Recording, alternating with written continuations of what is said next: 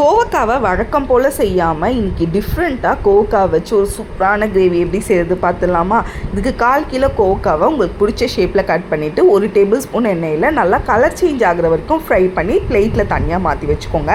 இப்போ அதே எண்ணெயில் 1 ஸ்பூன் எண்ணெய் இன்னும் ஆட் பண்ணிவிட்டு 1 ஸ்பூன் கடுகு, 1 ஸ்பூன் சோம்பு, 2 பொடிசாக கட் பண்ண வெங்காயம், கொஞ்சமாக கருவேப்பிலை, 1 ஸ்பூன் அளவுக்கு இஞ்சி பூண்டை இடித்து சேர்த்துருக்கேன். நல்லா அது வதங்கினோடனே 2 தக்காளி பொடிசாக கட் பண்ணது சேர்த்து நல்லா வதக்கிட்டு அதில் 1/2 ஸ்பூன் மஞ்சள் பொடி, 1 டேபிள் ஸ்பூன் குழம்பு மிளகா பொடி, 1 டேபிள் ஸ்பூன் காஷ்மீரி மிளகா பொடி, 1/2 ஸ்பூன் கரம் மசாலா, உப்பு தேவைக்கேற்ப சேர்த்து பச்சை வாசனை போக நல்லா வதக்கிடுங்க.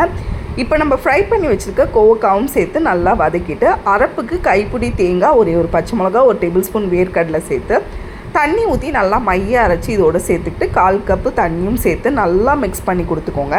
இந்த அளவுக்கு மிக்ஸ் பண்ணிவிட்டு நல்லா மூடி போட்டு ஒரு 10 to 20 நிமிஷம் நல்லா குக் பண்ணி கொடுங்க. நல்லா எண்ணெய் பிரிஞ்சு வந்ததும் ஸ்டவ் ஆஃப் பண்ணிங்கன்னா ஒரு சூப்பரான கோவக்காய் கிரேவி ரெடி. மேலே அலங்காரத்துக்கு கொஞ்சமாக கொத்தமல்லி கீரை தூவி இட்லி, தோசை, ரைஸுன்னு இது எல்லாத்துக்குமே அட்டகாசமாக இருக்கும். ட்ரை பண்ணி பாருங்கள், அப்படி இருக்கும்.